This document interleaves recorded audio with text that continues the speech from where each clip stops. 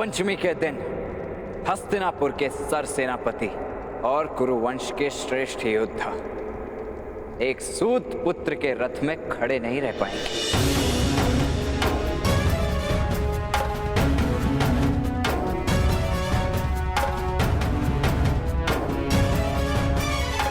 आप तो वचनबद्ध हैं।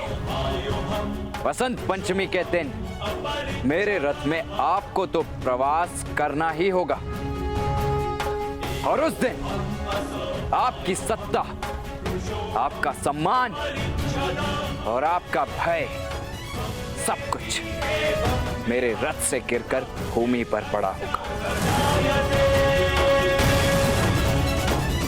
ऐसी कोई मूर्खता मत करो कर्ण।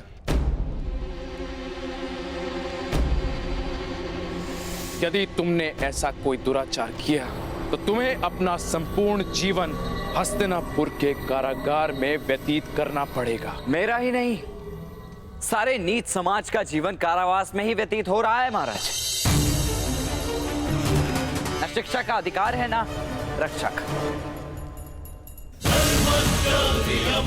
ब्राह्मणों और क्षत्रियों के लाभ हेतु हमारा पसीना बहता है, तब तक हम जीते। हम पसीना बहाने से मना कर दें तो हमारा रक्त बहाया जाता है। इससे और अधिक क्या होगा आपके कारावास में? मुझे भय नहीं है, किंतु कभी ना गिरने वाले महामहिम भीष्म मेरे रथ से अवश्य गिरेंगे।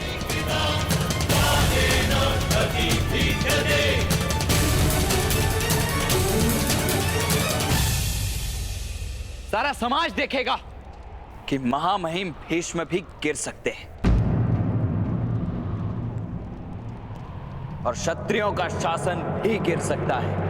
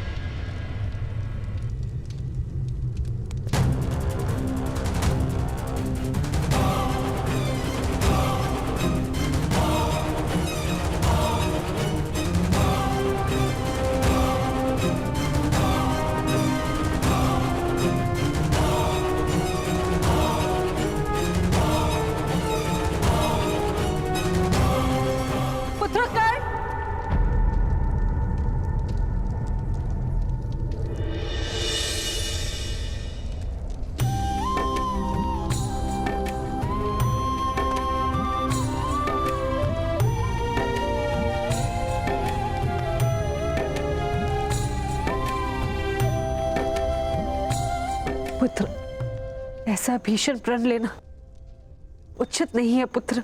भीषण प्रण लेने का अधिकार क्या केवल महामहिम भीष्म को ही है? पुत्र, तुम्हें बालपन में मैंने अपने हाथ से खिलाया है, लोरी गाकर सुलाया है। हम दोनों के बीच एक संबंध बन गया है।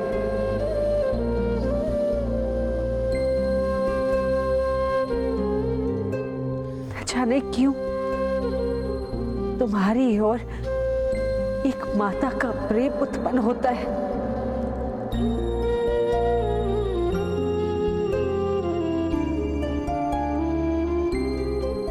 तुम्हारा जीवन कारागार में व्यतीत हो मैं नहीं देख पाऊंगी।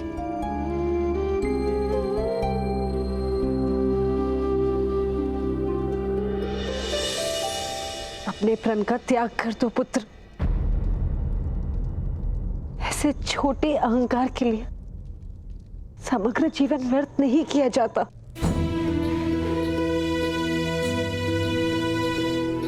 शस्त्रहीन स्वतंत्रताहीन मनुष्य के पास अहंकार ही तो एक संपत्ति होती, वो भी आप छीन रही हैं। किंतु ऐसे दुस्साहस से क्या लाभ प्राप्त होगा पुत्र?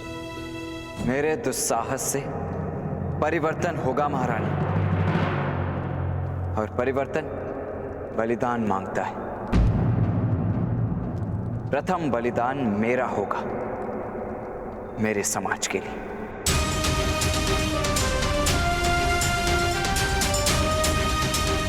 कर्ण, समय परिवर्तन करता है, मनुष्य नहीं। पुत्र, उचित समय की प्रतीक्षा करो। समय नहीं महारानी, साहस परिवर्तन लाता है। मैंने निर्णय कर लिया है बलिदान का।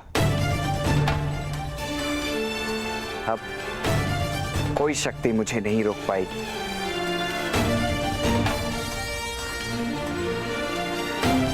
यदि पुत्र के जैसा प्रेम वास्तव में करती तो भय की बेड़ियां नहीं, विजय का आशीर्वाद दीजिए।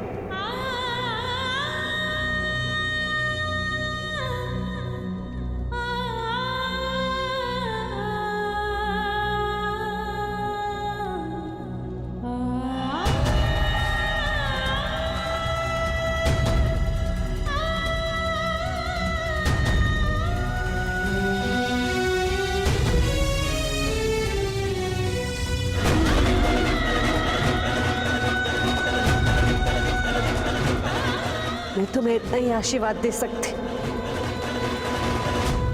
कि जब तक तुम धर्म के पक्ष में हो, विजय तुम्हारे पक्ष में रहेगी।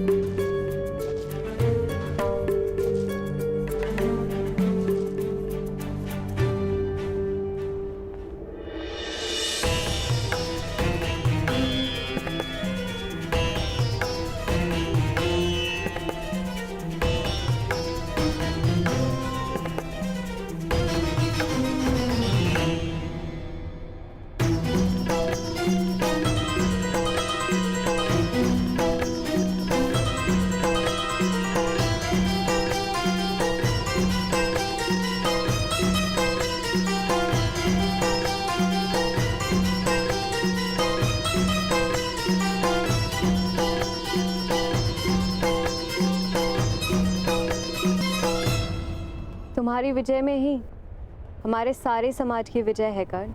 नहीं वृषाली, महामहिम की पराजय में हमारे समाज की विजय है।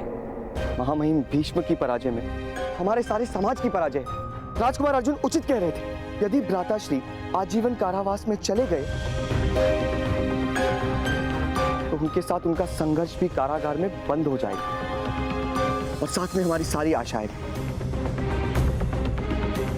राजकुमार अर्जुन उचित कह रहे थे, बलिदान बकरे का होता है, सिंह का नहीं। किंतु उपाय क्या है शोन? कर्ण प्रण ले चुका है। हाँ, उपाय है मेरे पुत्रों, उपाय है।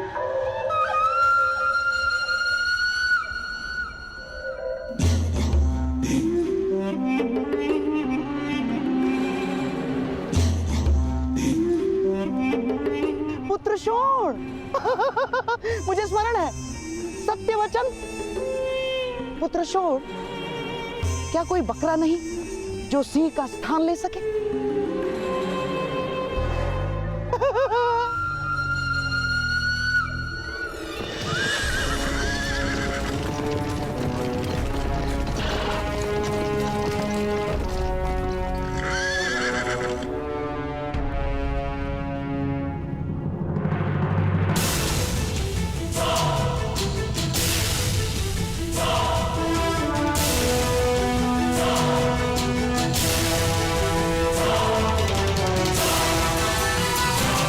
प्रणिपात महामहिम।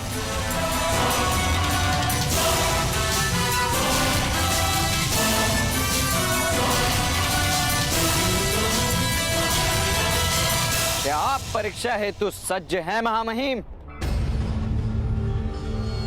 परीक्षा देने के लिए या परीक्षा लेने के लिए? जो भी आप उचित समझे। आपका सारथी सज्ज है।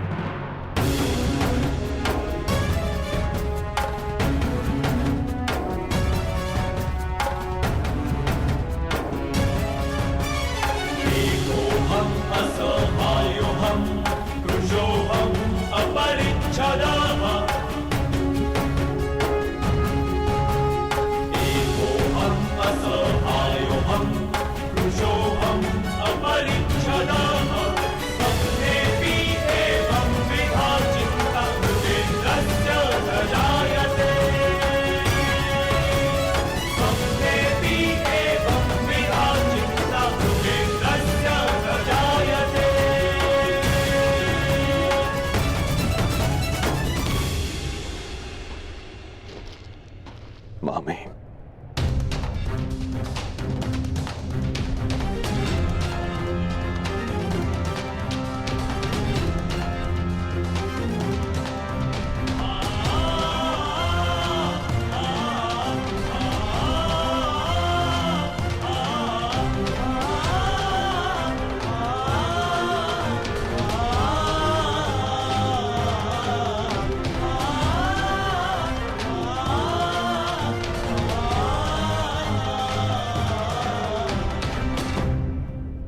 अबुध है मेरा पुत्र,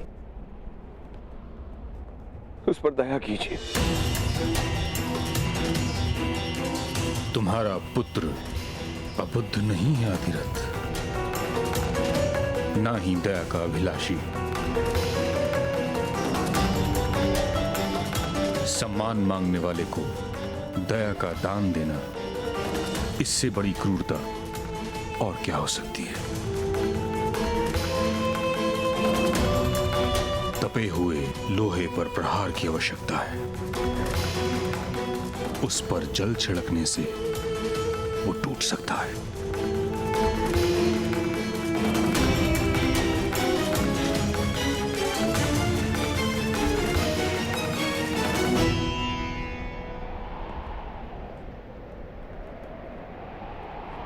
मैं तुम्हारी परीक्षा शीघ्र ही लूंगा।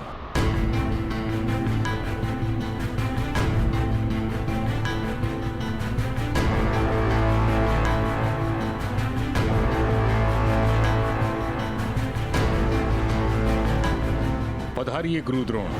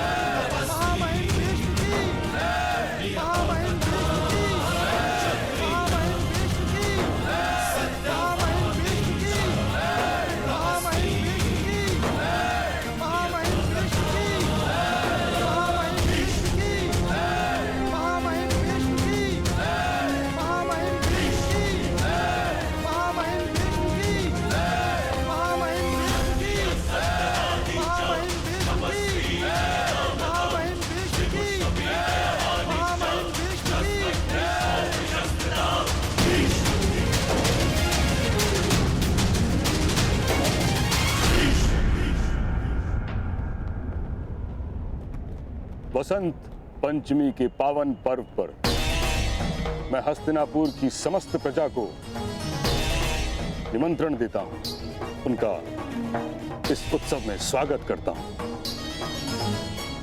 वीणा वादनी, धवल धारिणी, विद्या की देवी मां सरस्वती की स्तुति कर। हस्तिनापुर नरेश धृतराष्ट्र के आदेश पर मैं ये घोषणा करता हूं, कुरुवंश के 105 राजकुमारों की शिक्षा और दीक्षा का दायित्व स्वयं गुरु द्रोण ने स्वीकार किया है।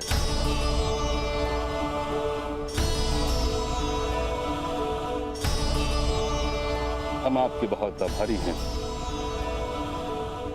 गुरु शब्द का अर्थ होता है अंधकार का नाश करने वाला, जो अपने शिष्यों को प्रकाश की ओर ले जाता है।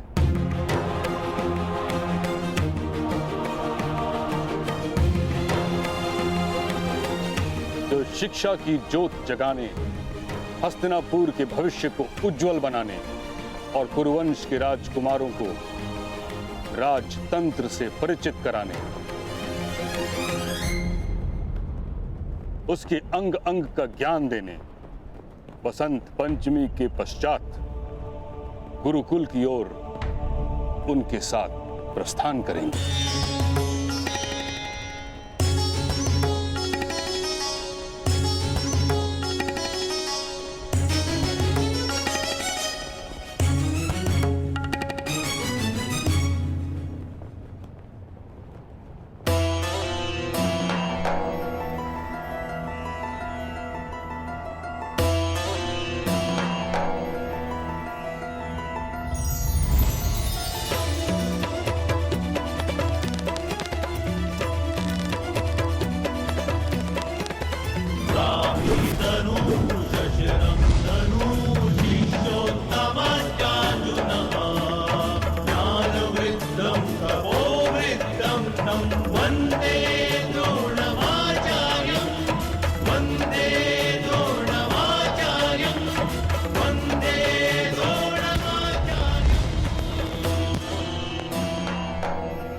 द्रोणाचार्य की, गुरु द्रोणाचार्य की, गुरु द्रोणाचार्य की, गुरु द्रोणाचार्य की, गुरु द्रोणाचार्य की, गुरु द्रोणाचार्य की, गुरु द्रोणाचार्य की, गुरु द्रोणाचार्य की।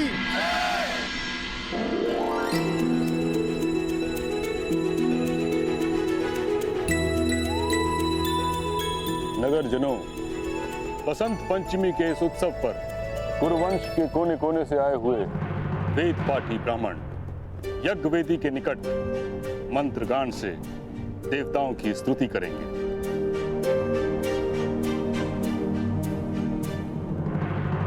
तथा मेरे सारथी अधिरथ का पुत्र कर्ण स्नातक होने की आशा से रथ चलाने की परीक्षा देगा।